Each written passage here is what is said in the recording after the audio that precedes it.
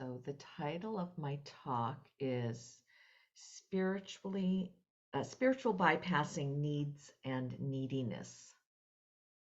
So in 2017, I started changing the way I was teaching the Dharma and added in, had the gall to posit another teaching and added in uh, a statement to the list of the characteristics of existence, the marks of existence.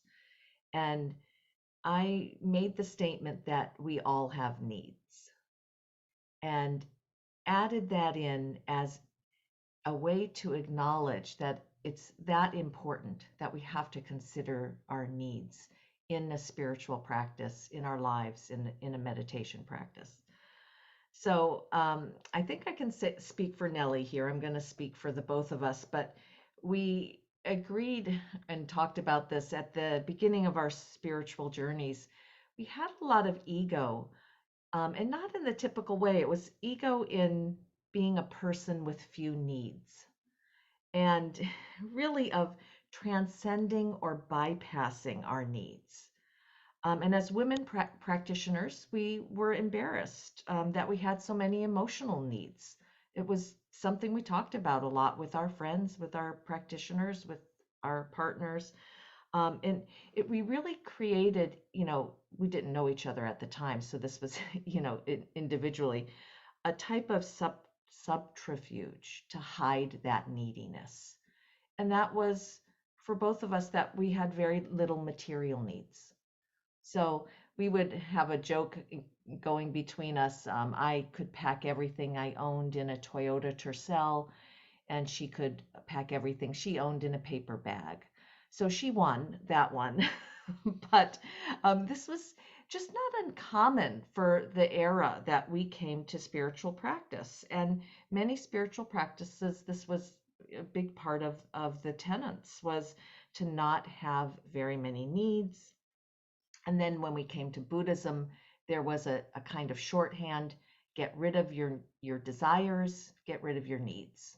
And it just was a way, again, getting rid of is another way to bypass something. So I'm thinking, what we all have in common is we've been born. Here we are, we've been born. And each of us have different needs. I mean, each human being has different needs, just as much as the other things in our life have different needs. Mountains have different needs than trees. I've been watching a flower be born in my yard, and she's just beautiful. She's a she to me, but she's just opening very, very slowly. And she's being born much differently than a chicken gets born, or I got born. And I'm still really thinking about the needs that we have to exist. This is something that's been a long-term thought experiment, and looking more deeply into this for practice. But having your needs met will give you a sense of personal power. And I say it that way because that often when your needs are met, it reduces your desire for, or your, I'm sorry, the way you are needy, the way you're like looking around trying to get your needs met. And I've just taken this for granted, and I'm more and more aware of it, from where I've been born, the people I've been born with, the time of the world that I've been born in.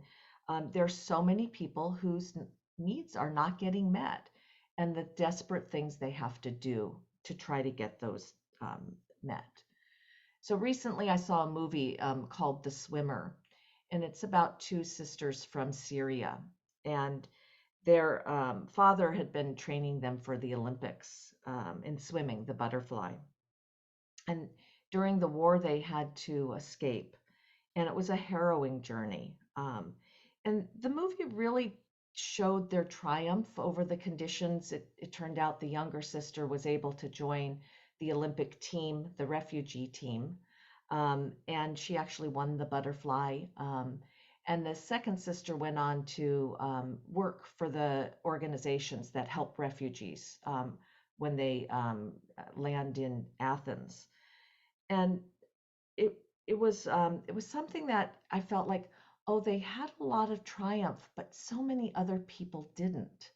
And when I watched the movie, I couldn't help but really be more aware of the difficulties of not getting those needs met, just basic needs for for existence, for food, shelter, water, safety. They couldn't sleep, and then in our practice and in psychology, where this is one place we overlap, is we really consider that developmental needs um, are important, and that the need for attention, the need for kindness, the need for caring, to be listened to, that we consider these as important as the basic needs for shelter and food, and that those needs change from early infancy all the way through aging. So the area that I haven't filled out my thinking that much, and I'm just going to drop a line or two in here about this, is that I've been focused more on the needs of individuals and in practice as a meditator, that I was really looking at, personal needs. And now I'm trying to think more about the systems that we need to support people, that groups and communities have needs, and that those needs are different as people come together. The need for safety of a community, for protection, for being able to act in their own best interests, groups of peoples and cultures. So I don't have any, kind of grand answer there, but I really feel like there's a lot of education that still needs to be done about the systems that we've inherited and the way they keep moving forward in the world and the pain that they've caused. The movies that we've seen, the people that are being affected. This is something that for me, it needs a lot more time and experience with.